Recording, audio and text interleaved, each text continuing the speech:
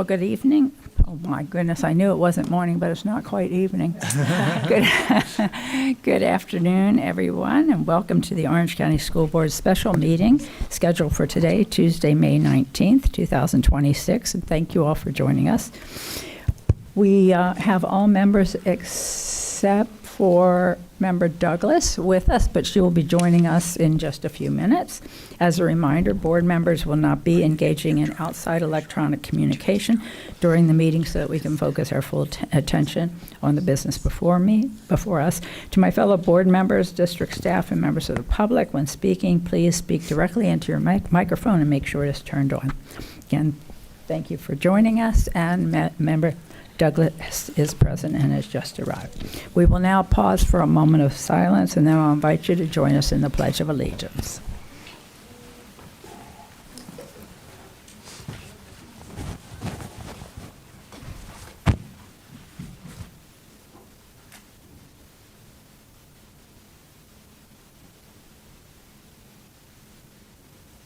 And now for the pledge. I pledge allegiance to the flag of the United States of America and to the republic for which it stands, one nation, under God, indivisible, with liberty and justice for all.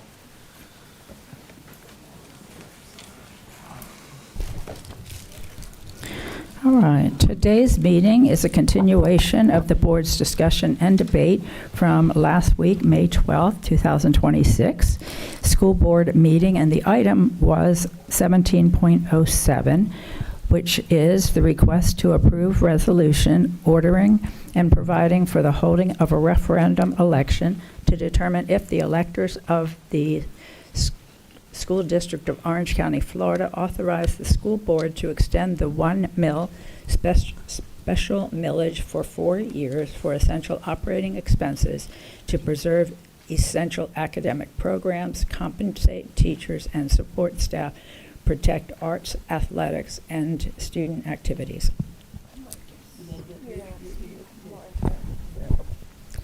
The purpose of this meeting is to ensure that all board members, as well as the superintendent, have the opportunity to participate in the discussion and for the board to vote on item 17.07, continued from the May 12th meeting. I would call for public comment, but we have already taken public comment, and that portion of this discussion and this item is no longer before us, and we also do not have any members of the public wishing to speak. Yes. Point of order. Yes. So I just have a point of order, a clarification question. I know that we're not taking comments from the public because this is a continuation of that board meeting, but we've added an addition of a 1 mil review that was not on the agenda of the board meeting last Tuesday. So since we are adding additional information that wasn't on the agenda that was posted, and this is a continuation of that meeting with new information, shouldn't we be allowing comment if needed? Because this is new information. Like this 1 mil overview was not given to us prior till today. Mr. Palmerini, you're recognized. Thank you, Madam Chair. So the agenda item that you are voting upon is the same as the one that was on May 12th. This document that I see in front of us is information, I guess, to help assist the board in its debate on this, and I'm not necessarily sure that necessitates reopening of public comment under the operative statutes. As you all know, I've provided you an email citing the operative statute that says that the public doesn't need to be given an opportunity to speak at the meeting where the decision's finally made if they were given an opportunity to speak previously, and they did do that on May 12th. So I don't think as a matter of law it requires us to allow the public to speak again, even though this is just additional information. The agenda item itself that the board is voting on is the same. I understand, but we're just introducing more information that the public will now just be hearing for the first time and then unable to comment, and we will be taking a vote today. So I just, for transparency's sake, I just don't know that this, I'm concerned I'm concerned with the new information being submitted, how that may appear. That's all. Thank you. All right, thank you, Member Gallo. Mr. Palmerini, you have anything else you want to ask? No, I think from a legal perspective, the analysis is still the same. I think the superintendent was just saying something, so I'll allow her to make a comment if she wants to. Thank you, Madam Chair. I'm happy to not do the presentation and just do the talking points, because these were going to be my talking points based on the fact that there is so much misinformation that has resulted as some of the discussion at the previous meeting. So this was meant as an attempt to capture that information so the board could see it, but I can just speak to it. We don't need to have a presentation. All right, thank you. Dr. Vasquez. So with that, since I wasn't here last week, I thought I pushed my button and I'm going to take the liberty of making a few comments. I did have an opportunity to watch the board's discussion and the public input. I think there are a couple of key factors in my position that we should move forward with the language that we have. And my reasoning being, one, when we initiated this, it was in 2010. At that time, the board's reason for doing it was because we were looking at having to lay off some of the positions that supported arts and supported athletics and supported those things. And that's what we took out to the public because that's what we needed at that time. We have continued to maintain those positions that were funded by those dollars because each time we've gone out for a referendum, we've still have still had the support of the public. And we have used referendum dollars as they have grown to support additional salaries, not additional salaries, but increases in salaries. So our situation is vastly different than the other counties we've been referring to and the union's been referring to. They want to know why we can't do what Miami-Dade did and what Broward did. And the answer is very simple. At the time that Miami-Dade and Broward went out was in 2018. At that time, they had already let go of the positions that we held on to in 2010. They did not make the same decision. They made a decision to levy that so that they could raise salaries, not maintain salaries. We are consistent with what we initially did, and we can't do what they did because they let go of those positions, because our class size and the programs that we are able to provide is what we pledged to our citizens. And to now eliminate those because we now want to offer raises, which I think we all know we really should not be offering raises with a funding source that is non-guaranteed for reoccurring.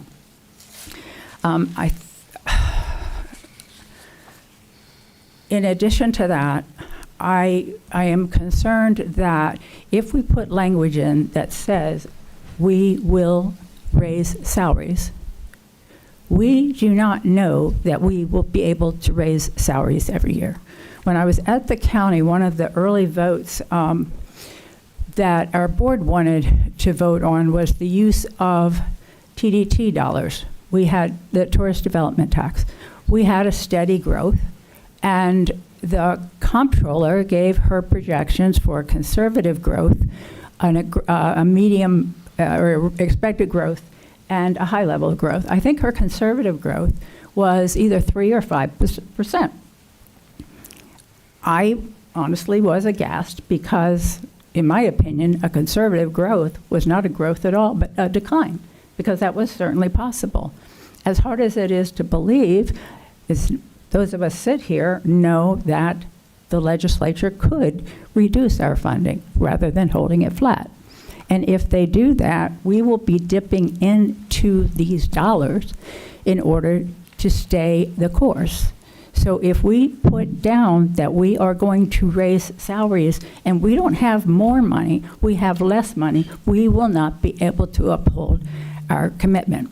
The language we have right now says these are the things that we can do. We do not guarantee that we can raise salaries, but there's nothing that prevents us from raising salaries.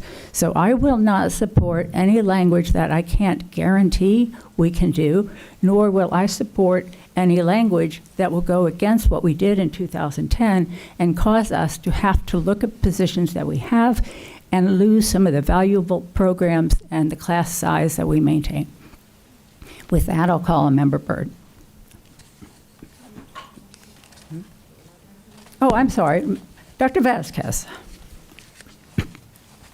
So just a point of clarification. Since the presentation would have been part of my comments, public comment would already have taken place. So I question whether Board Member Gallo's point is valid. Thank you, Madam Chair. I was just bringing up a point of order to clarify it, and the General Counsel said he did not believe. That's a point of order, is to get clarification and to get recommendations from the legal. He gave his recommendations. I don't. So I'm going to proceed then with. Yes. All right. So sure. Since procedurally, I want to make sure we do this correctly. We tabled this on the 12th, so can we move to bring it back off the table so it's technically in front of you? Yes. Can I have a motion to pull it off the table? Motion by Member Ferrant, second by Member Byrd. All in favor of the motion to pull it off the table and bring it to the board for consideration and a vote, please say ayes. Aye. Any opposed? Motion carries. Dr. Vasquez, you're recognized. Thank you. So what I propose to do in the next few minutes is, number one, give a brief history of the special millage, and the chair, you captured what I was going to say. The original intent of our millage was to preserve positions that would have had to been cut because of the recession. And the other districts that did not have the millage cut positions at that time. You are also we have continued to hear why Miami-Dade, why Broward are able to do that. What you are going to hear is that, number one, Miami-Dade and Broward do bring in a significantly larger sum of money as part of the millage. Number two, what you're going to see, which goes to what we have been saying over and over again, there is one pot of money. We have positions at the schools that would need to be cut, not all, but cut because the millage that support, the dollars from the millage that support these positions would no longer be available if the language were to be changed. You're going to see that both Miami-Dade and Broward have significantly fewer positions outside of the classroom. So many of our schools have deans, have resource teachers. Those positions are not as prevalent in those two districts. And then lastly, you're going to see that they also have larger class size ratios, specifically at the elementary, middle. I think we're closer at the high school level.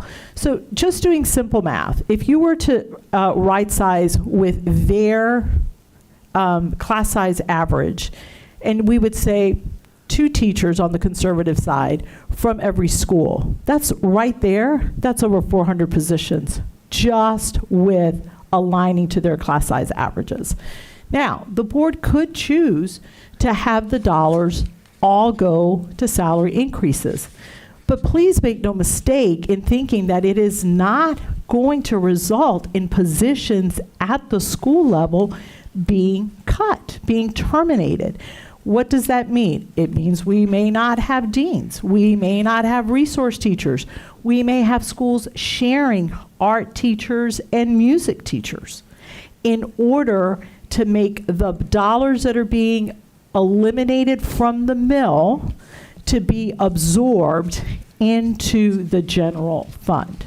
So with that, I'm going to turn it over to Scott Howitt and Doreen Concolino, who will walk us through the short presentation.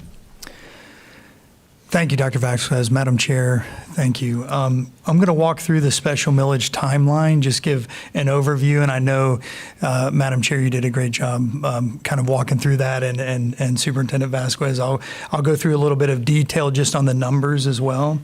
So the 1 mil operating levy was first brought to voters in 2010, right in the middle of the recession, when the district was seeing significant declines in funding. Over the prior 3 years, OCPS had lost about $500 per student, adding up to roughly $140 million combined between state and local revenue. 100 million state, 40 million local revenue. Voters approved the levy and it went into effect in July of 2011. The additional funding made a real difference. It helped the district to hold on to teachers while other districts were laying off teachers. It kept the arts and athletic programs in place and continued supporting student activities across all schools. Without it, the district would have had to make major cuts just to balance the budget. The referendum was renewed for 4 years in November of 2014 and went into effect in July of 2015, allowing the district to continue supporting the operating budget, protect academic programs, and maintain instructional staffing levels. Just to summarize, to give you a little overview, from 2008 to 2011, per student funding had decreased by $500 or 7%. In July of 2010, our special millage was one of the first in the state. Other districts were dealing with massive layoffs post-recession, and in July of 2011, our 1 mil was used to maintain staffing levels, support teachers, arts, and athletics. The second renewal went to voters in August of 2018 and took effect in July of 2019. This continued to support and allow the district to maintain investments in teacher retention and recruitment, as well as the arts, athletics, and student activities. The third renewal, which is the current one, was approved by voters in August of 2022 and runs from July 2023 through June 2027. It continues to support the district's operating budget, including compensation for teachers and support staff, while also funding key positions that are critical to maintaining strong school programs. One important point to note is that the third renewal, the district began separating funds specifically allocated to recurring compensation increases. This was done to provide greater transparency, making it easier to clarify or to clearly identify the portion of the 1 mil revenues dedicated to supporting ongoing salary increases. Now I'll turn it over to Doreen to continue with the budgeted piece. Good afternoon. This chart highlights the important role that 1 mil funding plays in our overall budget. We use 2007 as a baseline because it was the last year before the state began reducing funding per student. When you look across this 18-year period, funding has increased over time. However, the district still has less purchasing power today than it did in 2007 due to inflation. The line above the bars represents the impact of annual increases in the Consumer Price Index, or CPI, applied to the 2007 funding level. It shows that FEFP funding has not kept pace with rising costs. Even when we include 1 mil revenues, we remain below where funding would be if it had simply kept up with inflation. At current levels, the district has approximately $1,374 less in purchasing power per student than in July 2007. One thing to note is that although we began receiving the 1 mil in July of 2011, state funding had reached its lowest level with a reduction of more than $1,000 per student since 2007. Without the 1 mil, the impact on the budget would be significant. affecting not only overall operations, but also the programs we offer, staffing levels, and the compensation we are able to provide to employees. This year, the 1 mill is expected to generate $242 million. The majority of that, around $170 million, goes directly to staffing in our schools. That includes over 1,100 instructional positions, along with art teachers in areas like music, drama, dance, and the arts, and athletic coaches and trainers who support student programs. The district also pays for recurring staff compensation increases out of the 1 mill. This includes $19.7 million towards the 9% recurring salary increase in fiscal year '24, $9.2 million towards a 2% recurring salary increase in fiscal year '25, and in the current year, $13 million towards a 3.65% recurring salary increase for a cumulative total of $42 million. Funding for arts and athletic supplements are also paid from the 1 mill referendum dollars, including orchestra director, band director, visual arts sponsor, performing arts sponsor, athletic director, athletic trainer, baseball assistant, etc. This is just to name a few. In total, $7 million of these revenues are budgeted for supplements. Also, $3 million cover field trips, including those to the Dr. Phillips Center for the Performing Arts to attend grade-level ballet and music performances, as well as individual school trips where some venues may charge program fees. And finally, a portion of these funds is shared with charter schools based on their weighted FTE proportionate share. This year, that amount is projected to be over $20 million.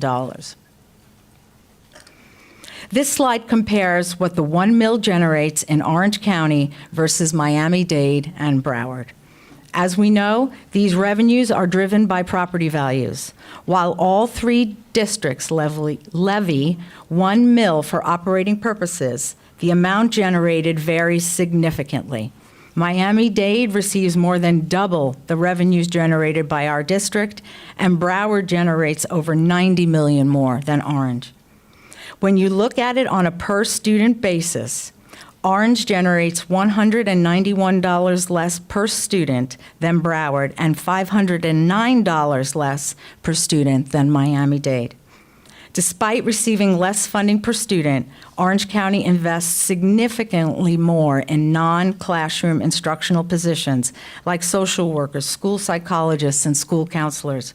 In fact, we fund over 1,000 more positions than Broward and over 500 more than Miami-Dade.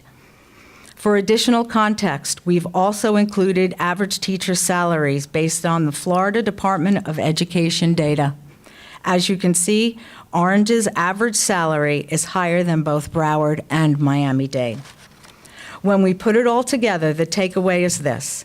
Orange is operating with less funding per student while supporting more positions in its schools and still maintaining higher average teacher salaries than the districts we're being compared to. This class size comparison shows how many students per 1 teacher. Building on the previous slide where we saw that Orange County generates less from the 1 mill but funds more non-classroom instructional positions and has a higher average teacher salary, now let's take a look at the class size formulas. What this shows is consistent with the same pattern. Orange maintains a lower teacher to student ratio overall, which means fewer students per teacher and more manageable workloads compared to Miami-Dade and Broward. So when you step back and take a look at it all together, the picture becomes pretty clear. Orange is operating with less 1 mill funding while at the same time investing more in instructional staffing and maintaining smaller class sizes. One way to measure efficiency is administrative costs per student. According to the most recent report issued by the Florida Department of Education, OCPS has the lowest administrative cost per student among the 7 large urban school districts, and we're 12th lowest of the 67 districts in the state. In conclusion, previous boards invested in school-based instructional positions, not salary supplements. Offering supplements comparable to districts such as Miami-Dade and Broward is achievable. Reducing positions to fund these supplements would be a board priority and does not require a change to the referendum language. It simply requires the board to prioritize this effort alongside other budget pressures. Dr. Vasquez? Thank you, Doreen. And Doreen is there obviously because of the budget. I did ask Scott to speak because of his legislative background and his history with the mill. He's the one that has the most history and firsthand knowledge. Just want to iterate a few things. Number one, there is no doubt that our teachers deserve more money, and so do our support staff. No one is arguing that. We are 50th in the nation. They deserve better compensation. If the board wants to revisit how the dollars are being used in the referendum, you can ask us to revisit our model. Miami-Dade, Broward, Palm Beach, I think Hillsborough as well, not positive about Hillsborough, have a completely different site model. They are given units or positions, and as you can see from this, they focus on classroom teachers, not a lot of positions outside. They primarily have media specialists, guidance counselor, psychologist. But we're happy to do that. We're happy to go back, work with Miami-Dade and Broward, see what that funding model looks like for schools. But there will be cuts to positions. These districts cut during the recession. The previous board's priority was to maintain those positions. So in order for us to be able to do what Miami and Broward, that is going to require a readjustment of allocations at the school level. It is my opinion that the board can give direction to do that without changing the language in the referendum, because that's simply a budgetary ask, and our team will go to work and be able to provide you with what that actually means from a school perspective. I also want to remind us and those that are listening, we met 3 times as part of the legislative committee. Everyone agreed that salaries increases were a priority. We also weighed the potential loss of these positions if we would go with the 1.25 mil as opposed to just the 1 mil. And we decided that we would go for the 1 mil, and in 2 years, go out for the 0.25 that would go strictly to salary increases. And so I'm happy to hear the board's direction if you would like for us to revisit that funding model. But if you vote to change the language so that it only goes to salary increases, we will have to readjust staffing, and that staffing is at the school level, and it's not a couple, it will be hundreds of positions that will be lost, as you could see from the chart we display. Thank you, Madam Chair. Thank you, Superintendent. Member Byrd, you're recognized. Thank you, Chair. I'm going to just go ahead and go with my original. Oh my gosh, my phone going off. First time. Sorry. With my original comments, the presentation didn't change my opinion. It just solidified what I already knew. So I want to just say, well, actually, the chair already said as well some of my comments. Basically, I was going to talk about the reason we initially did the 1 mil, and the board at that time, their insistence on not cutting staff, and how that's different than what these other districts didn't do that at the time. It was, but the biggest thing that we have to understand, and this is where I think what I feel like keeps getting missed from the conversation, is that over these last, 20 years, it's been 20 years since the recession, the funding hasn't come back. And, when you look at our state as a whole, this is the other problem, okay? Even with a growing state budget, and I've heard members of this board talk about how the money is there in the state, the percentage of the budget that they're allocating towards education is down to 45%. Where it used to be in the 80s, you have to understand, 1980s, it was 60% of the state's budget went to education, all levels of education, K-12, universities, education.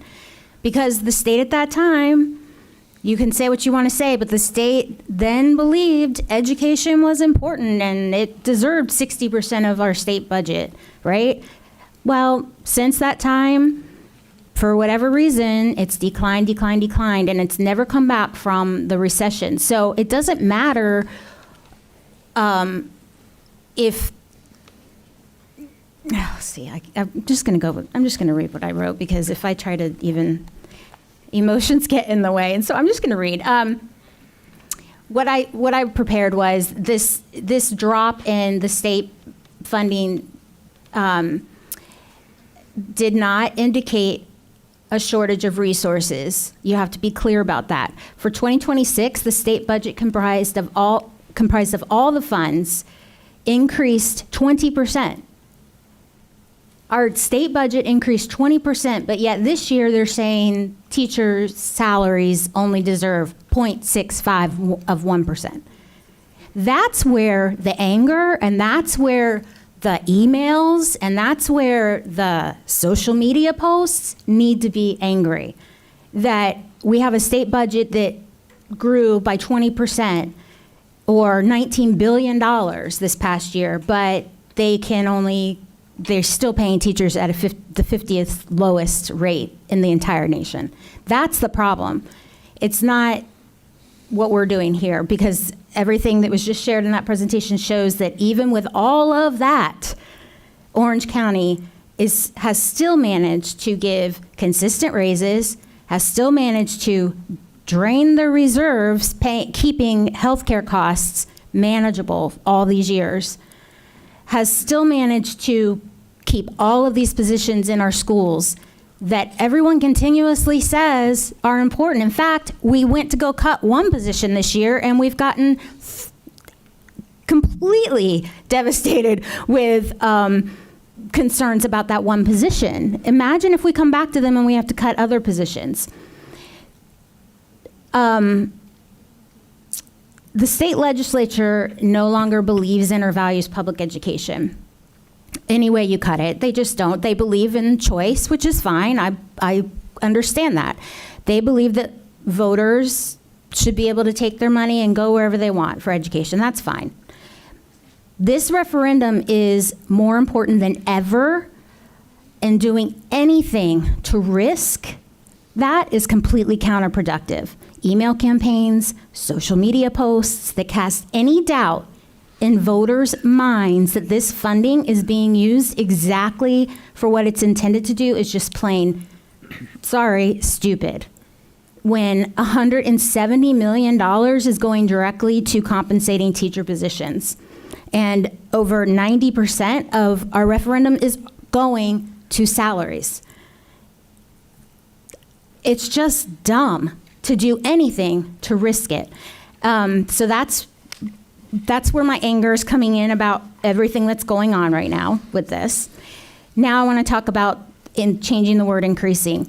When we talk about, I'm going to tell you why I don't support changing the word to increasing, even though I believe with all my heart and passion that teachers deserve way more than what they're getting paid.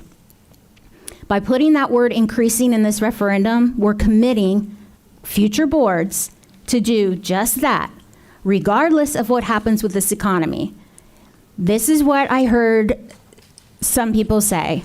well, we get more money every year from the referendum. The referendum goes up every year. Okay, yeah, we have been. We're very lucky that, you know, the economy's been kind of steady, home prices have gone up. We can't say that that's always going to be that way. In fact, there's a whole growing group of people that believe that we could see a complete economic downturn with AI taking over jobs. There could be huge job loss. Who knows? We cannot say that. That's the point. And if we put the word increasing into the 1 mil language, then we're binding the hands of future boards that they have to find a way to increase. Let's just say that 1 mil comes in with less money, and we don't have an increase in money, and we obviously cannot count on the state for an increase in money. Then what? Then we're going to have to find an increase because that language is in our 1 mil.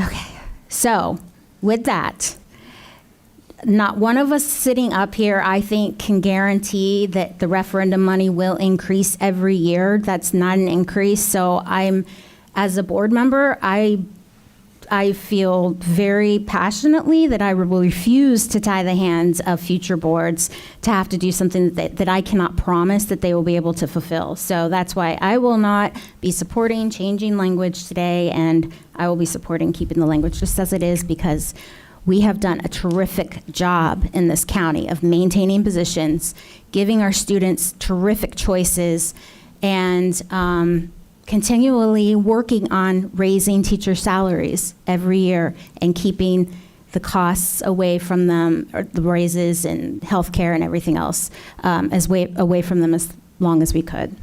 Thank you. Thank you, Member Byrd. Member Front. Thank you, Madam Chair.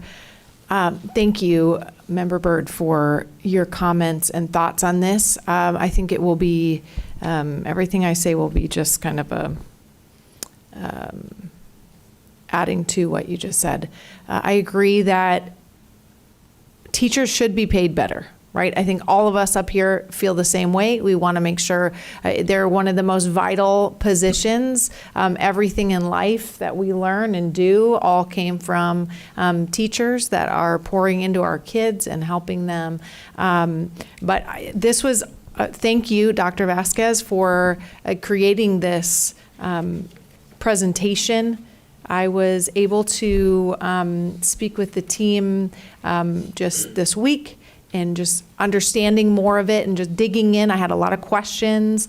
There was a graph that we received that had just showed some of the breakdowns and, staff compensation increase, those types of wording, and just trying to understand it more. And so some of the takeaway from that conversation really helped me understand when we're talking about the staff compensation increase of the $42 million, that was on page 5 of the presentation. That is for the raises that we have given over the last several years. The 9%, the 2%, the 3.65%. Those are, I might have those raises wrong, but those are incredible percentages of what we have given to teachers over the last several years. And it shows that we do want to help our teachers. At one point we were, I believe we tried to even out some of the gap between what we pay a beginning teacher and then some of our senior teachers, the veteran teachers that have been with us forever. But I think what I'll reiterate here is everything that you see, there's one pot of money. You have one pot. And if we do not raise the taxes, which I will never be in favor of, so I need to make that very clear, even in 2 years, as it sounds great to receive more funding, but I would never be in favor of that because I don't think that the voters want to pay more in taxes. Everyone is scraping as is. So that we have one pot of money, the funds are not increasing. And so if we have one pot of money and we say we're going to increase teacher pay, if we increase here, something's going to have to give over here. And on this side are arts, music, athletics. The field trips are incredible. My kids still talk about their second grade field trip to see the orchestra, or going to the Dr. Phillips Center and seeing a ballet. These are opportunities that many kids would never have, except that they receive this now at school. This is amazing opportunities so something would have to give. If we didn't give any of this, let's say we continue with our arts, music, athletics, and we would want to increase teacher pay, then we need to go into our other budget and figure out, well, where would we get it from there? And as Member Byrd mentioned, we have had to eliminate a position because the funding isn't there. So we're deciding, okay, where can we eliminate some positions? And we did that, and it was a small number of positions and a huge outcry. So I can't imagine if we start cutting other positions.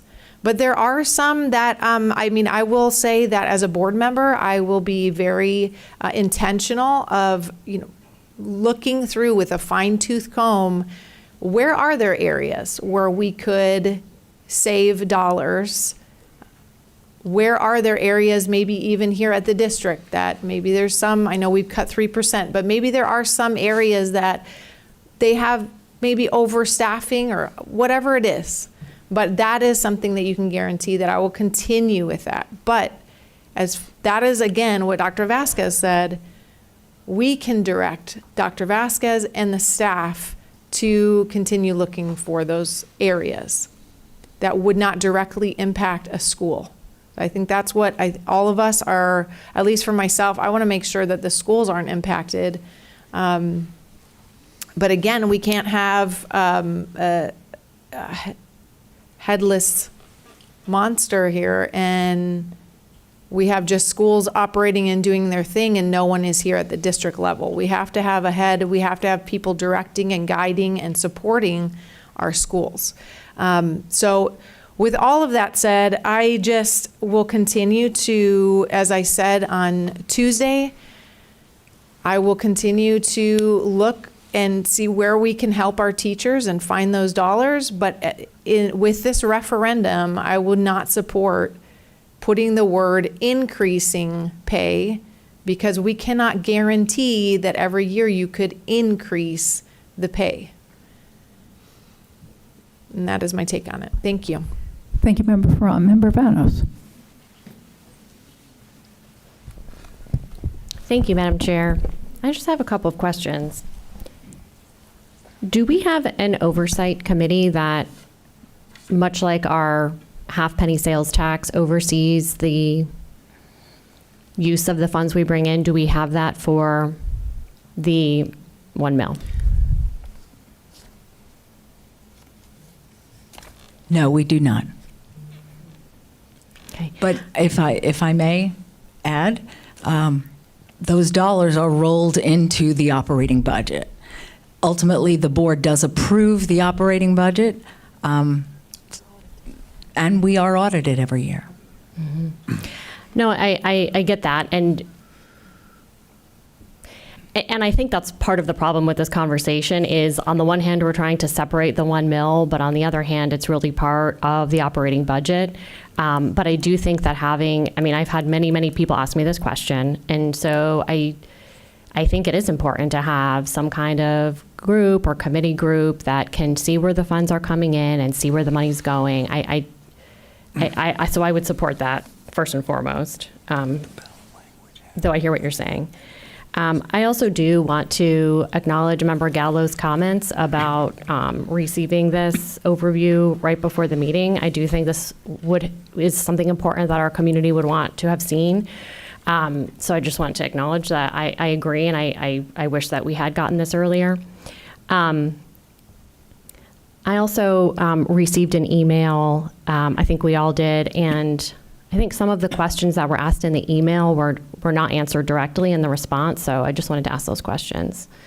One of the questions was, how can OCPS realistically compete with the voucher program? Well, basically, if the 1 mil doesn't pass, does OCPS plan to cut athletics, arts, and music programs?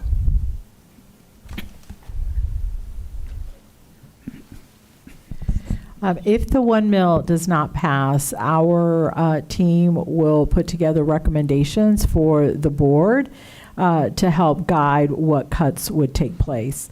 One of the points I made is that we may not cut all of the arts, but it may be that certain schools may have to share. It may happen on maybe a semester basis. And it may not be that we look at cutting the arts. It may be that we look at cutting some of those extra positions that are outside of the classroom. Additionally, we would, and I know this is not popular, none of this is popular, but we would revisit the assistant principals. We are currently revisiting the cadre model and seeing if we were to reduce even further what those supports would look like. We are analyzing the positions that are funded from grants. And although those cannot be used for salaries, but are there things that can be taken out of the general fund, put into some of the grants that would release more general fund dollars? But cuts would not be a decision that we make alone. We would bring recommendations to the board. Additionally, we probably would look at increasing the class size averages, because that is one way that you may be able to streamline and then continue some of those support services that not only help our children, but support our staff as well. Okay, thank you. I have another question on something you just said, but I guess what I'm trying to understand is when I read the 1 mil language, it sounds like it's protecting the arts and the arts and the athletics, but it sounds like if it went away, I mean, it's just not clear to me exactly. It just seems like this money is very fuzzy. Like, is it protecting the arts and athletics, or is it not? And if it is, I mean, I do sort of have questions about whether that language should even be in here, because why would we specifically, I understand why this was initially passed with this language, but moving forward, why are we carving out certain teachers and programs at the, and not others? And the strange thing is, when this was first passed, maybe the arts and the athletics were the more sort of like vulnerable piece, because the 1 mil was more vulnerable. But now I would actually say the entire situation is flipped, and now the funding from the state is actually more variable and unreliable than the funds from the 1 mil. So I don't know what my question is there, but I sort of wonder, like, why we have a group that we are, I guess, stating that we're protecting, even though I'm not really sure we are, when I feel like it should be more equal. So the positions that have been listed are funded through the 1 mil. And that was done back in 2010, when we were looking at what positions would be cut as a result of the recession, right? So art and music, as well as you see that term highly qualified, those are the positions that would have been eliminated or could have been eliminated if the board had, either the mill didn't pass or the board didn't want to take on continuing with those positions. At the end of the day, and I hear what you're saying, we have committed to the arts and we've committed to highly qualified teachers. At the end of the day, it's one pot. So whether you are saying, well, we're going to keep the arts because that's something we know is valuable, it keeps children in our schools, but you're going to have to cut other positions to make, do you see what I'm saying? So you're right, you could say, well, we can fund science teachers or we can fund AP teachers. But at the end of the day, I hope the entire board has seen that there is only one pot of money and positions would need to be cut. And if that's what we need to do because teacher salaries are not acceptable, we will follow through with that. I have heartburn when people believe that we have the money and there's going to be no impact, no cuts at the school level. That is not true. Additionally, I think it's a great idea. We could have a committee that looks at the expenditures for the 1 mil. We're very transparent about that and would even welcome if there's expertise on how we may be able to find alternative sources, or if there's a better return on investment. Absolutely, great idea. But the public needs to understand, and I think that message has been lost, that if we're going to give teachers and support staff additional raises, right, supplements, from the 1 mil, there's got to be cuts to positions. And it's going to be, won't be all of the art and music positions, but there will be hundreds of positions that need to be cut in order for us to be able to fund that increase. I also thought it was ironic that we have a higher average salary than either Miami-Dade or Palm Beach. Again, demonstrating the priority this board has continued to have. We want to be able to pay our teachers more. And if that means going back and looking at a different site model, we don't have a problem doing that, but we want to be transparent that people don't come back like what happened with one of the positions we decided to cut. We need them.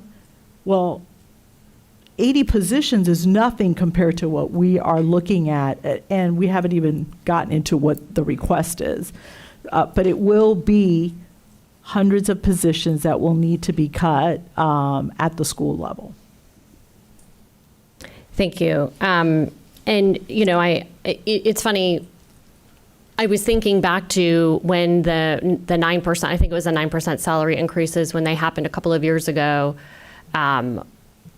I was thinking the other day, well, instead of doing that, like, why didn't we use that money flexibility to, you know, maybe move some of these positions that are funded through the mill and instead kind of use the millage for bonuses and supplements for our teachers.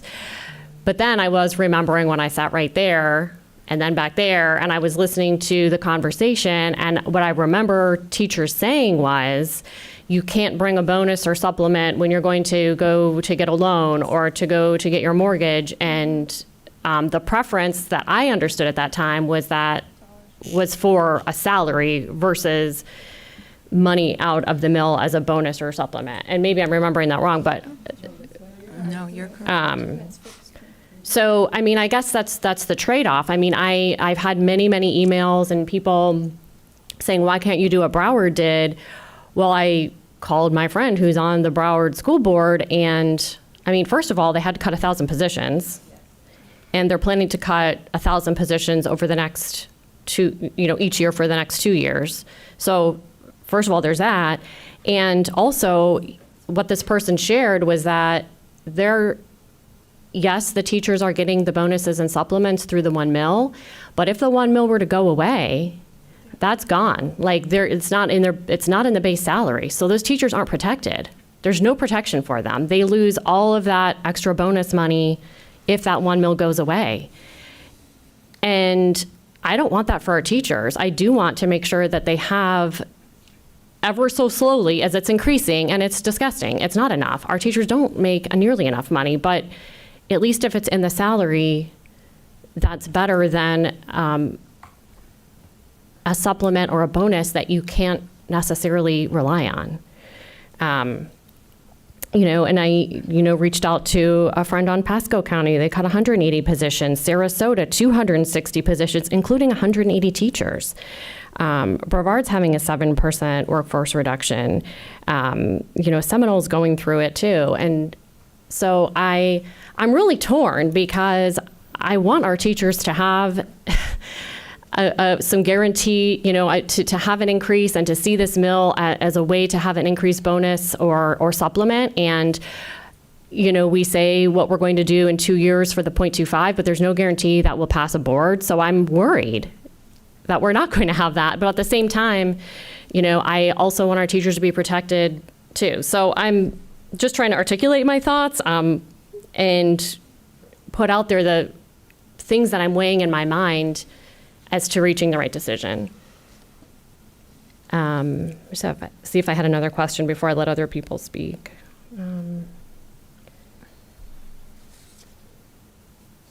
I do think, and I support looking at having a centralized control of the school budgets in order to bring more money in to pay our teachers.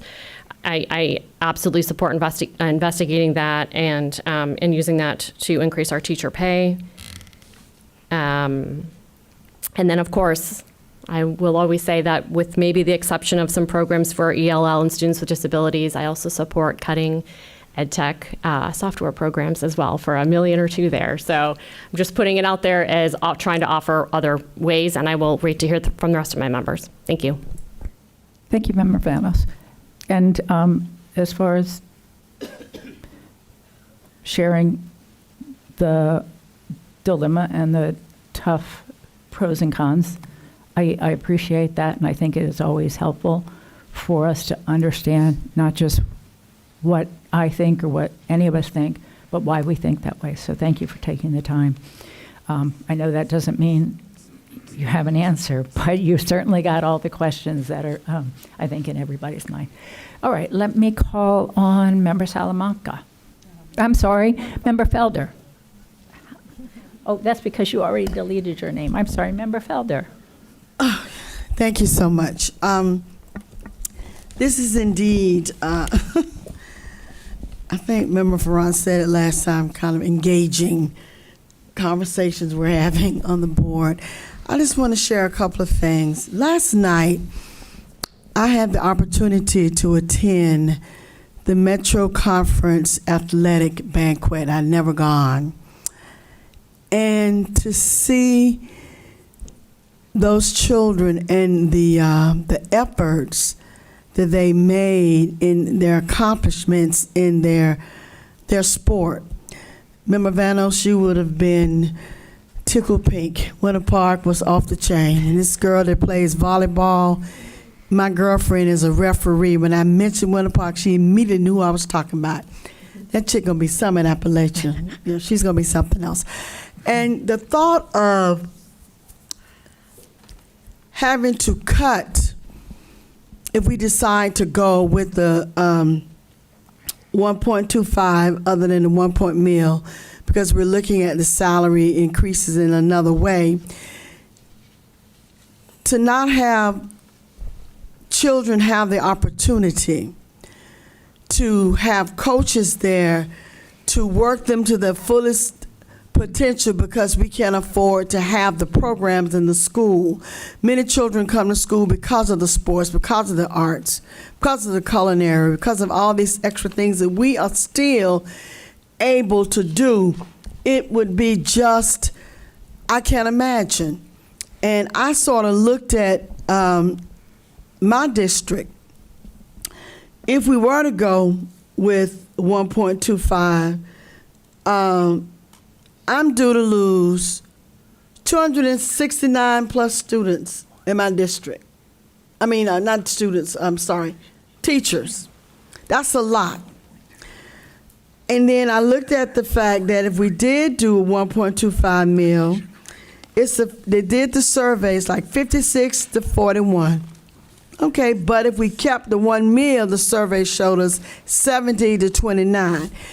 Because I am not sure of what the state will give us in a budget. I know I remember when Member Byrd talked about the 60%.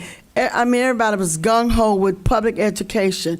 And it looked like each year it gets smaller and smaller.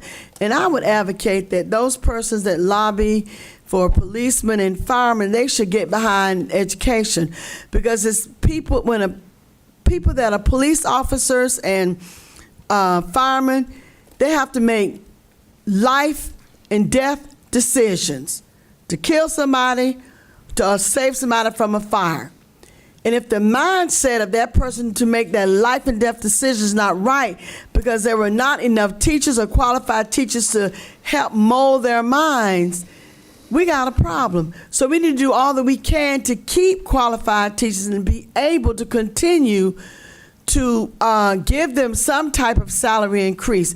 We need people to join us because I'm telling you, Nelson Mandela talked about the fact that having an education, that is the number one priority to help you live a successful life, whatever you choose to do.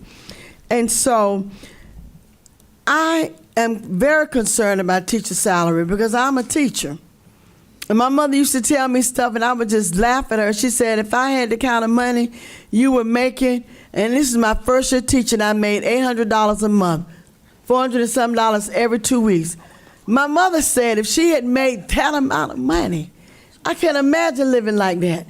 But if we start messing with not being able to help our teachers and depending just, and the state continues to do what they're doing, because I'm understanding that we got one pot, and then all of that money that's in one pot, we have to divvy it out. And I'm just so concerned. People talking about it's politics. I'm so sick of hearing that word about politics.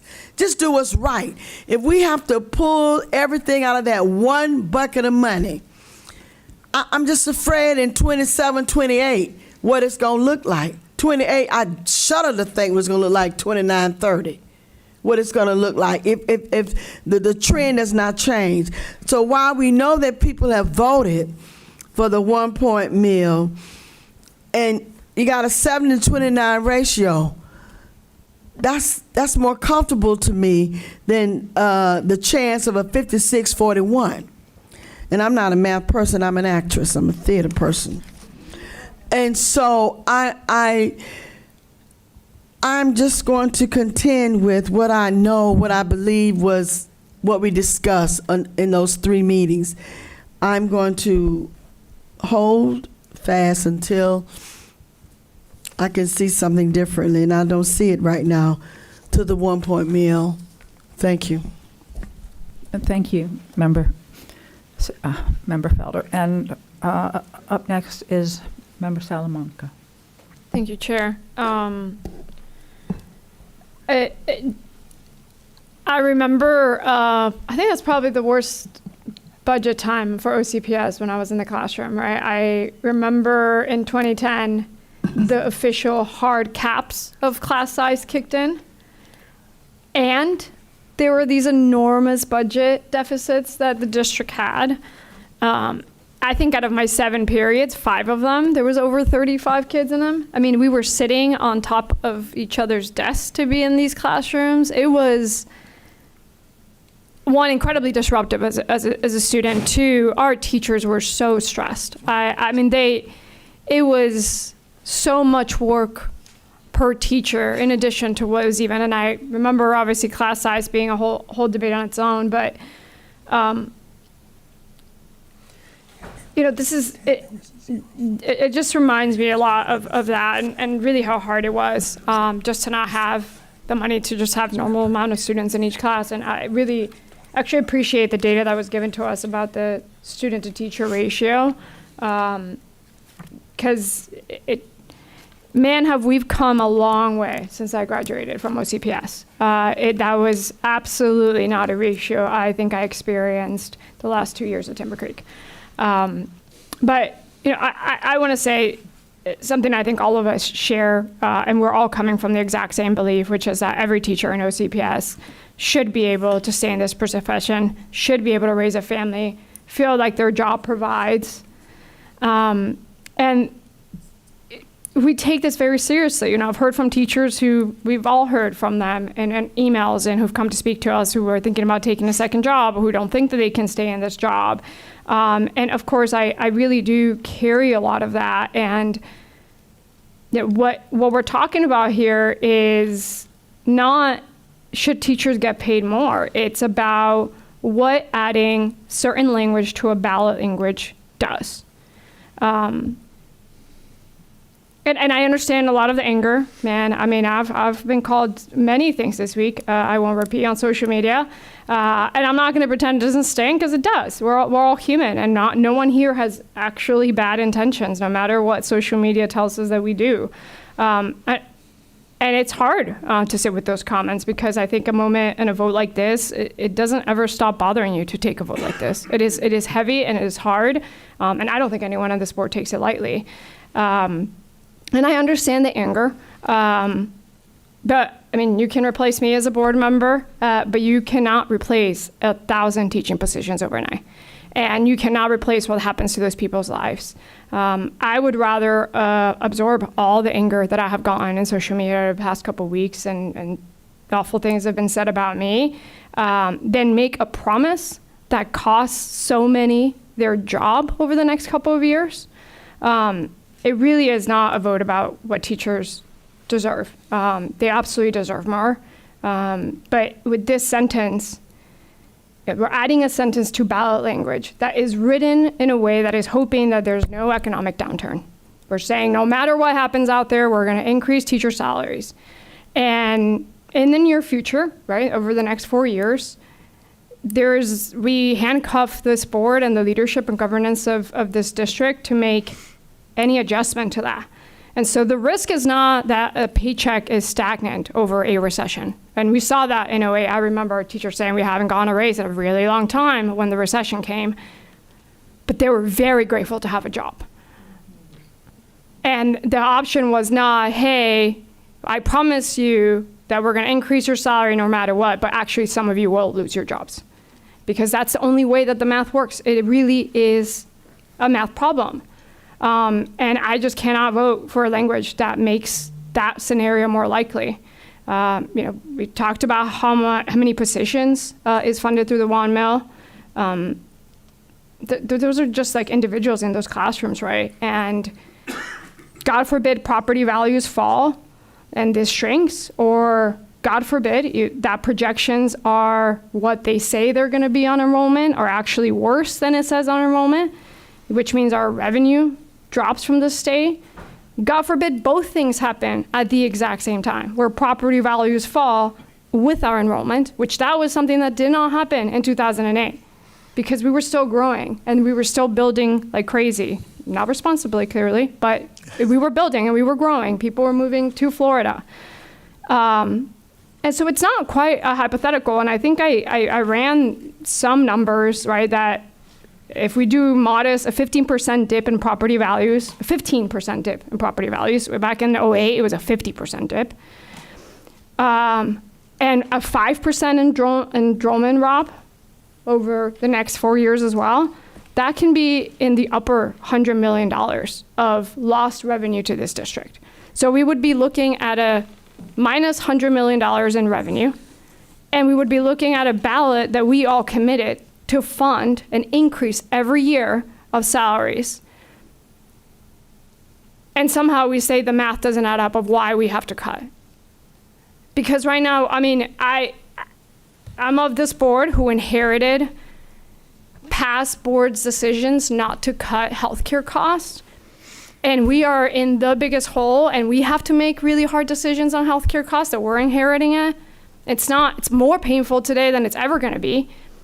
And what I see this vote as being is I'm going to do the exact same thing, where I'm just going to make this promise of we just keep kicking the can of these big expenses, hoping nothing happens, that revenue isn't going to drop, that costs are going to be the same,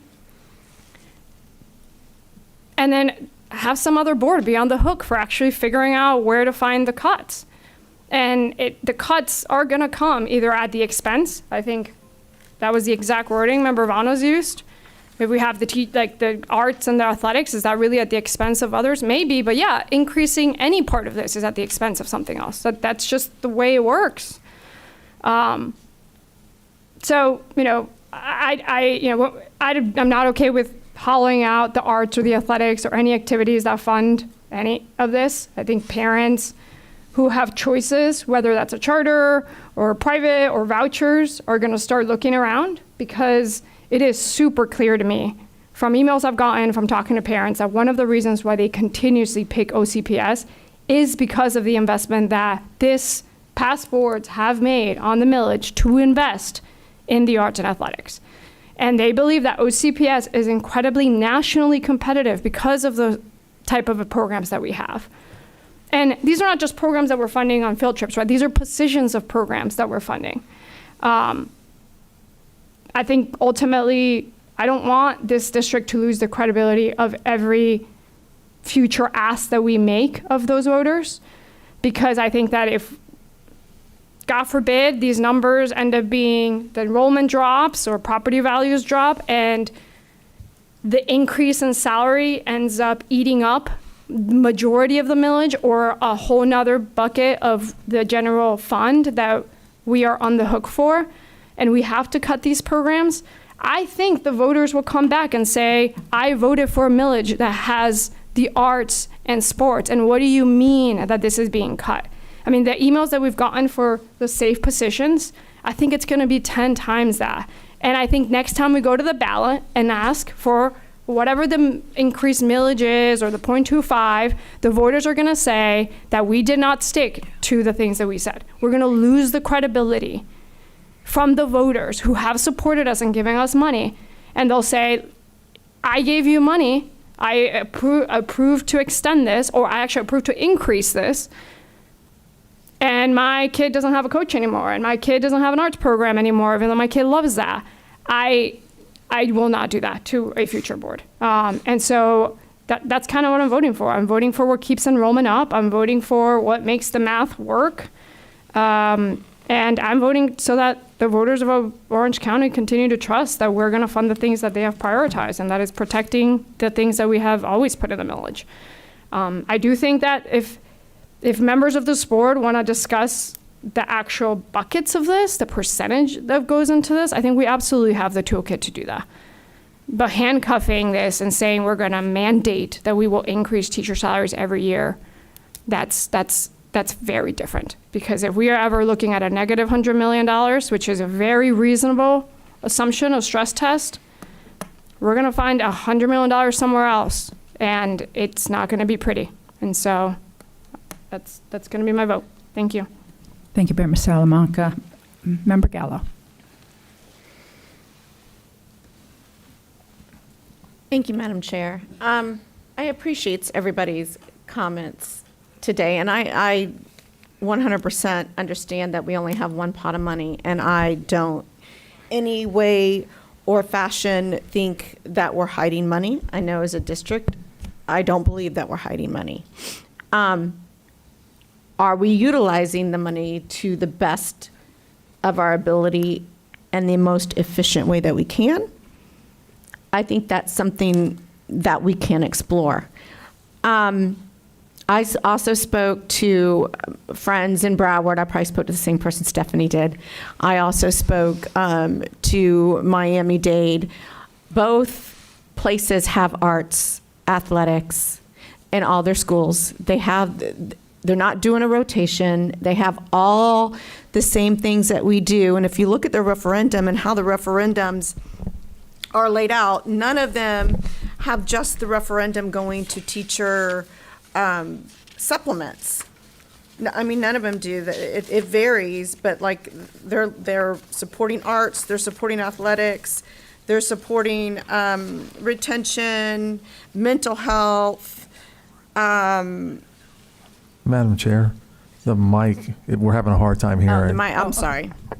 So they've all, in the referendum, school security, they've all added other things than just compensation for the teacher and the educational paraprofessionals. They've all done that. And they do have, when it comes to arts and athletics, because that seems to be at the crust of the angst that I'm hearing from my fellow board members, and I agree. Kids do come to school and feel comfortable when they are able to join in something they're passionate about, whether that's art, whether that's music, drama, dance, lacrosse, football, volleyball, water polo, any of those things do draw people into our schools. I would also argue that the quality of teachers that we have also draws students to OCPS, And I think we've all said at one time or another that a teacher's working environment is absolutely our children's learning environment. So I do have some serious concerns with the raise of the healthcare and what that means to our teachers. I did have town halls where I talked to some had more participation than others. But what I kept hearing over and over again from teachers and those that were my audience is, I can't afford to pay my bills. I am selling my plasma. I have $250, it'll be $250 a week for my child to get must-needed therapies. I won't be able to afford that under the new insurance. I'm living paycheck to paycheck. I'm literally going to have to decide between medical or putting food on the table. I'm going to have to decline the medical and see what other avenue I could do. I can't be on OCPS's medical plan because I can't afford it. And we all know what gas prices look like. We all know what it looks like when we go to the grocery store. And I just don't, in good conscience, I don't know how we don't do something to help the teachers that will literally, not all of them, because some of them have husbands and go on their health insurance, but a lot of them, especially like single mothers, will be able to afford what we're about to do. I just pulled the numbers for, just say you're a mom with kids, single mom, you have kids. Your RX deductible is $1,000 before you get to the copay. Your medical deductible is $4,000, and so that's $5,000 a year. Mental health is included in that, so you would have to reach your deductible before if you went past the 5 EAPs.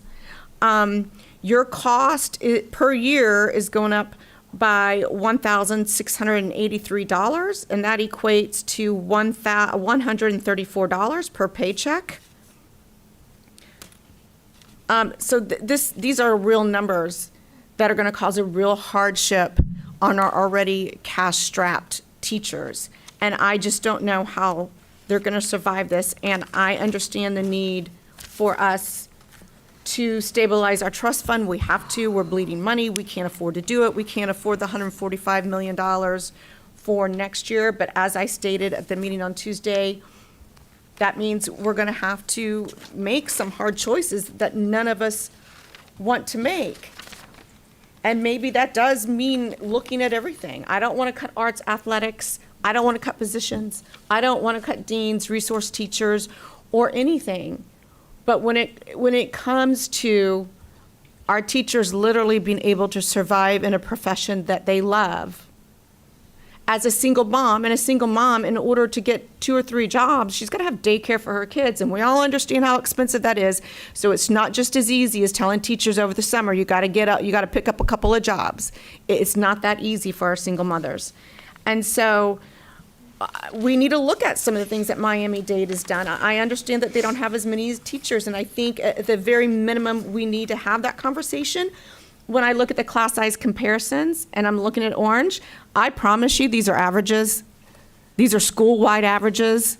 They're not, this does not truly dictate what is in our classrooms, because I've been in classrooms where it's been 30. I've been in classrooms where it's been 6 to 8, it's been 30 students, because we can't, after that October FTE, raise it another 5% without getting in trouble. And if you look at Miami-Dade and Broward numbers, they're only 2 off of ours, except for at the very end, 3. Now that may not be, the union may not have an appetite for increasing class size, but something's got to give. We keep saying it's one pot of money. So yes, if we want to give supplements to teachers, we are going to have to look at class size. We are going to have to look at deans and resource teachers and ensure that we're using our money as efficiently. Last time I checked, and the last time we did a planning session, Miami-Dade's data was good. It's not like their data is bad. And if they're doing it without deans and resource teachers, and their students are still getting high quality education with strong student outcomes, then we need to look at what they're doing, and we need to make difficult decisions. I am a little concerned about the recurring costs that we use on raises from the millage. I didn't think we were allowed to use those as recurring costs. But in an email that we received, it says a portion of the millage is being used for salary increases nonetheless. That means we can't take back the salary, so we're using the millage as a reoccurring cost, which I didn't think was allowed under law, but maybe I'm misunderstood. I understand the flexibility to the district. I would also argue that our teachers absolutely need flexibility in their budgets as well. And what we're providing them as of right now, and I know we're continuing to have that conversation, so I want to be cognizant of that. I know that what we've offered the union may not be the last pass that we give in health insurance, and we're constantly looking ways to reduce those healthcare costs that we're providing for our teachers. But I also think that we're going to have to make some hard decisions. I just do. I think that we're going to have to look at things that we did in 2010. We're not 2010, we're 2026. And as Member Vanos pointed out, we're in a far different place today than we were back in 2010. And we can't keep doing things the way that we did in 2010 and become so dependent on this millage instead of using it for the supplements that our teacher and educational paraprofessionals need and they deserve. I want, I agree with an audit. I think we need to audit that, and I do have a few questions, I promise. With that, I also, I think when I'm looking at things, I'm looking at, and I'm just going to throw these out here because they were what came to my mind. It's in no way, shape, an endorsement on my end to look at these. I'm just looking at things that we overpay for that maybe we need to have hard conversations on so that we could pay our teachers more. We got SROs. They're costing us $16 million. Deans, coaches, AP. We need to look more thoroughly at some of the avenues that we can bring in to generate dollars, like cell towers on our property. There's money there to be made. The counties and the municipalities are going to jump on that if we don't. We've discussed stop arms. I understand we have some issues with that, but maybe looking at that revenue stream, plus it's safe, looking at class size, anything that we can do to really bring more dollars to our frontline employees that are really the people that support our students every single day, we need to do with that one pot of money. And maybe even looking at maybe a policy, like maybe we do look at a policy and we see how we can break down the millage in a way that is sufficient and would allow us to give more money to teachers. And I understand our higher average, we have higher average salaries, but when you add in the supplements that they get down in Miami-Dade, Broward, and Palm Beach, they make a lot more money than our teachers do through those supplements. And I would argue that if there were any teachers in the audience right now, they would take those supplements in a heartbeat because it would allow them to put food on the table and support their family. And I think those days of being choosy between salary and supplements with the way the state gives us money are gone, and they're going to take whatever they can. To Member Salamanca's point about 2007, 2008, I remember it well. Yeah, taxes dropped by 50%, but that was a housing bubble that should never have happened. And mortgages were given to people who could not afford them. And when they did these balloon mortgages and you got to the balloon part, they couldn't afford them, and a lot of stuff went into foreclosure. That's simply not where we are right now. I know that we're on the precipice of a recession, but we don't know what that looks like. And the polling that we received from the 1 mil, the thing that polled the absolute positively highest over everything else we've talked about today was increasing teacher pay. It just was. It was like 70%. It polled extremely high. And so I think we're discounting that, which is why I still support adding the word increase or improve, if that's more palatable to the board. I don't think any of this is going to go my way, but or improve to the board, because I think that our feet do need to be held to the fire so that we find solutions on how to pay our paraprofessionals and our educators a living wage. I'm not asking that we make them rich. We can't do that. We don't have enough money for that. But all I'm advocating for today is to provide a living wage to highly educated teachers so that they don't have to sell their plasma to make ends meet.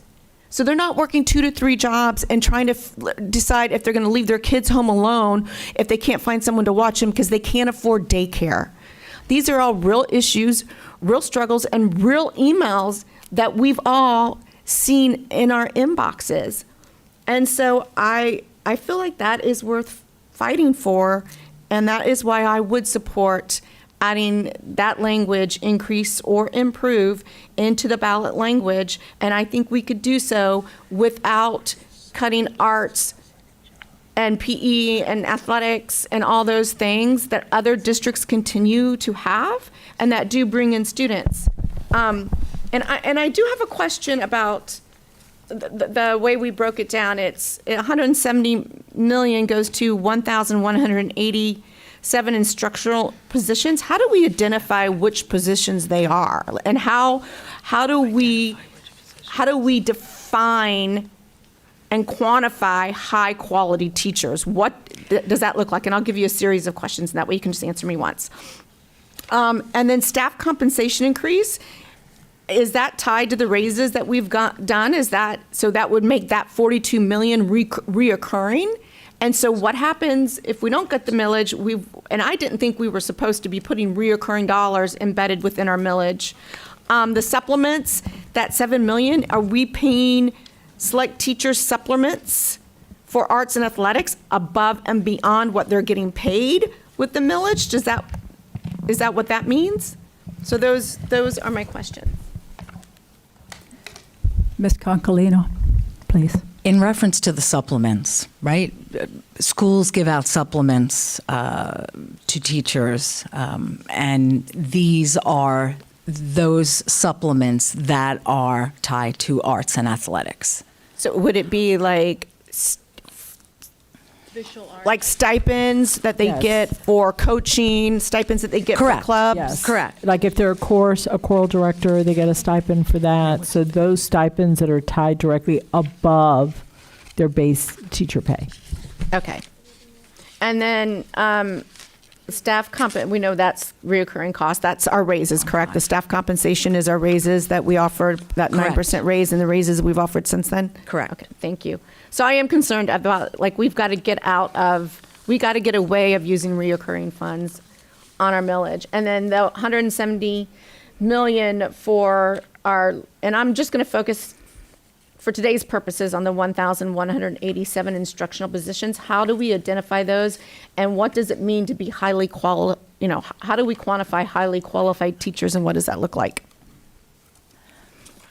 So I'm going to attempt to respond to that, and then I'll see if staff has it.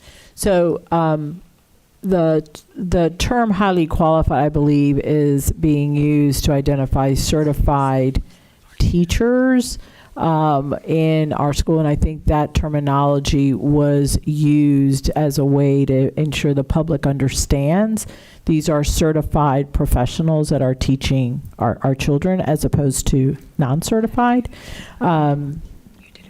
So that's my understanding. That may not be accurate. We did have several years ago, there was a designation that teachers received if they went through a series of courses and portfolio work. It was like a national. Correct, nationally certified. So it's not that. It's not that. It's, my understanding is that it was used to ensure the public knew they were certified teachers that were instructing our children. Thank you, Dr. Vasquez. So does that mean that all 1,187 of these teachers would be considered highly effective teachers on their evaluations, and are all of these teachers classroom teachers? So I don't know that we tied evaluations to that, but given the fact that we have very large percentage of our teachers. I would venture to say that the vast majority of them are highly qualified. But I can't, we didn't tie evaluations to that. Again, I think the term was, back in 2010, was identified as something that the public would understand. These are certified teachers in our classrooms. And they are all classroom teachers, the 1,187 are all considered classroom teachers? Not resource teachers, like classroom teachers? None of these positions are at the district, they're all school-based? Yeah, no, they're not district level. They are not district. No, they're school-based personnel. I would want to see what the individuals are. From my recollection, they are classroom teachers that we've identified, but we'll come back with confirmation of that to the board. I just want to add, I'm glad to hear that there is a clear understanding amongst all the board members that there are going to have to be, as you put it, hard decisions made, and that means cuts. And I can't disagree that with only one pot of money, the sad fact that we're 50th in the state for funding at a time where the state budget can't afford to pay our teachers much more than what they are getting now requires us to reevaluate where we're putting our money. And if our only option is to revisit staffing so that we can free up more dollars. As you said, Miami-Dade is a highly effective district with more students, but as you said, fewer personnel. I think you say they have the same things we do. They don't have the same thing. Like, they don't have deans, right? Miami. I meant, like, I was talking about arts and Yes. athletics. I know that they don't have deans and resource teachers. I was referring to the arts. Right. And so I do think that that's going to be an exercise that our team will be able, they've already started to get their site models so that we can then plug in what we have, and then we can see the number of physicians. The other thing that is important to understand is that it is a huge shift in the mindset at the school level because they don't have dollars. Like right now, they get a budget funded on that average class size, which is what Miami and Broward also do. They allocate positions or units based on that. Our principals are able to evaluate how those positions best serve their community. And they may say, I've gotten 37 teachers. Well, I'll use 100, it's probably for middle or high school. And I'm going to pay X number of teachers a 7th period supplement. And I'm going to use the rest of that dollar for XYZ or to fund other positions. That will no longer, that's not part of the Miami-Dade or the Broward model. And I cannot disagree that taking a look at what those positions are outside of the classroom and having honest conversations about the benefits and the drawbacks of using those dollars for those salaries to pay our teachers and our support staff is maybe a trade-off.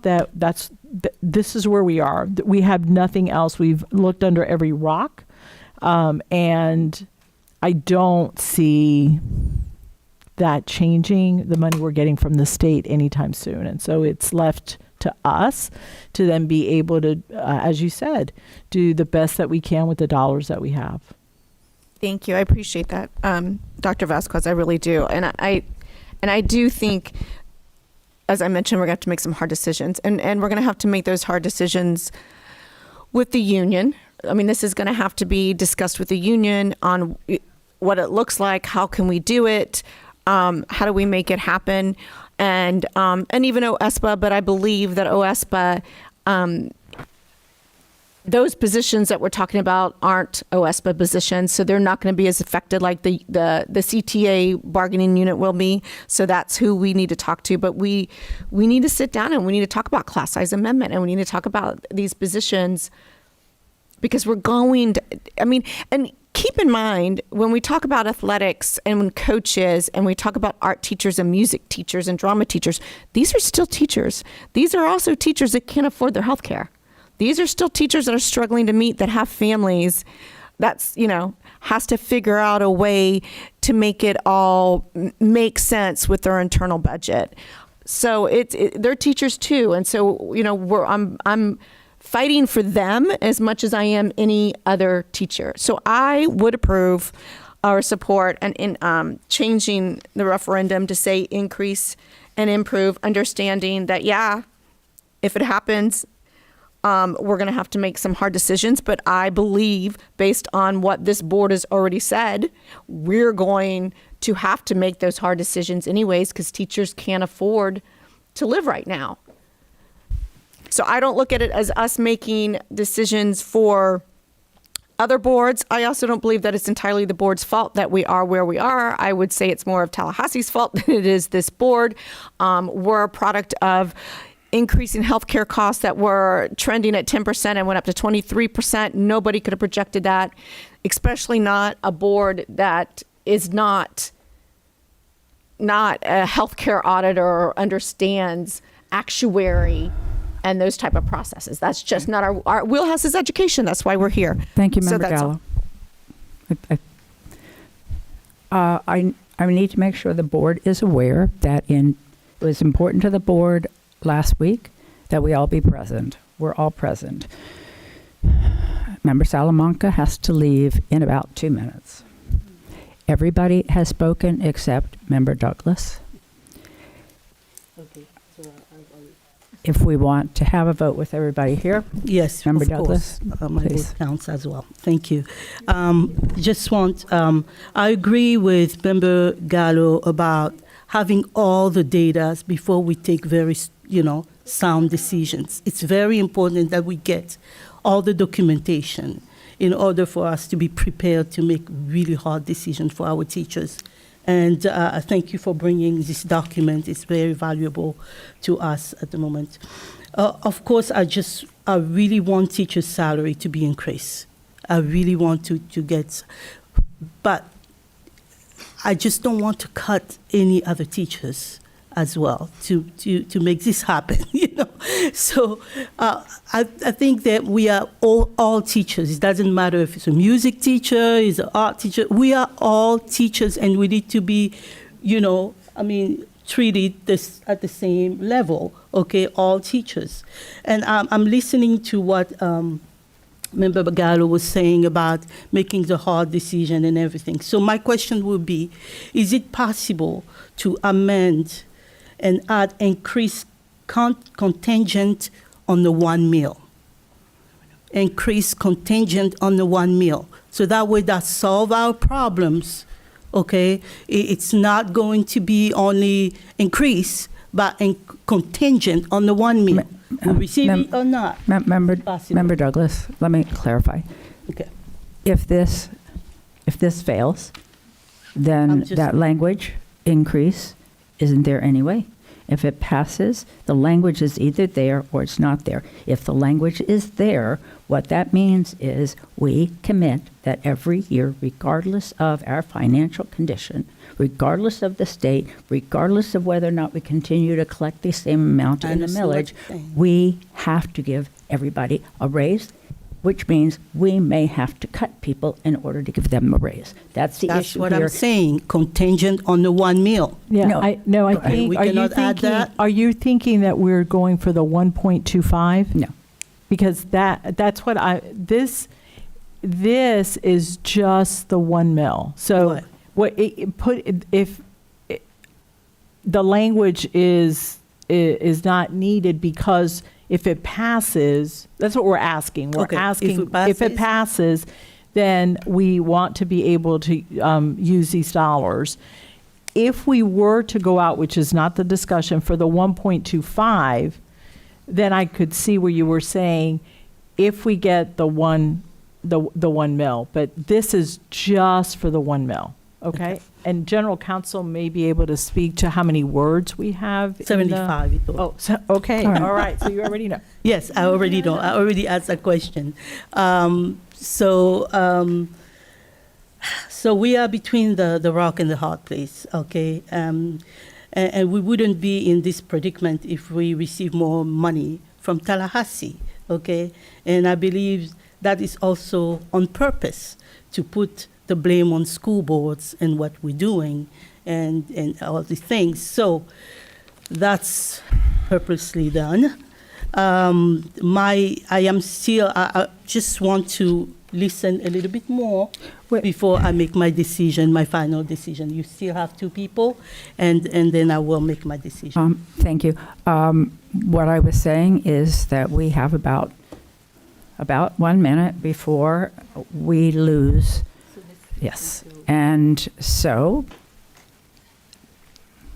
somebody could call for the question, or I waive my time. And now that, okay, everybody wants to talk? Okay. We'll see you later. Okay. Excuse me. Go ahead. I'm sorry. Can I make a motion? Do we have a to motion vote? to call for the question? You don't have to wait. I'd like till to it's make a your- motion to vote on this now. Okay. Is there a second to call the question? Second. We have a second. All in favor of maintaining the language that has been presented to us by the superintendent? Keep it as it is. Call for the question means we've cut off dialogue. The board believes we have had enough dialogue. Is there support for calling for the question? Aye. That's an aye if you support calling for a question. All in favor of calling the question now, please say aye. Okay. The majority of the board is in support of calling the question. The question is, do we maintain the language as it is? Do we support that? Mr. Palmerini, are we in the right position, or do I need to wait for somebody to make that motion? Just to be clean, I would like for somebody to make the motion Okay. to, I move that we maintain the language that we have on the ballot and that we move forward with placing this on the ballot as soon as possible. We have a second. Oh, yes, hang on. We have a motion. We have a second by Member Ferrant. All in favor, please say aye. Opposed? Nay. We have two nays. I would say 3 nays. 3 nays. Okay. Motion passes with, if we have 5 in support, 3 in opposition. Okay. Is there anything further to bring to the board? Mr. Palmerini? so just wanted to alert you all to an issue. I think we're going to be okay, but I wanted to just make sure you have it. So in looking at the statute for the district millage election, it says the district school board pursuant to a resolution adopted at a regular meeting can pass for a millage. We started this obviously on Tuesday night, which was in fact a regular meeting, and we've continued it today to decide the question, but it was a continuation of what we started at a regular meeting. I've looked at the relevant case law such as it is. I believe that we are okay, even though we didn't finalize the vote during the regular meeting, because this was a continuation of. I want to look at a couple more things. I think we're good. Worst comes to worst. The worst thing that can happen is I tell us that we have to just ratify this again at our June 16th meeting, but I don't think that's going to be necessary. I don't want to do anything to jeopardize the legality of this, so I will look at it and I will inform the board. Either I think we're good to go, and I am 98.9% of the way there, but I just want to make sure. So I will inform you if I feel the need that we need to do this again to ratify it in June. I will let you know. Thank you, Mr. Palmerini. All right. The meeting is now adjourned.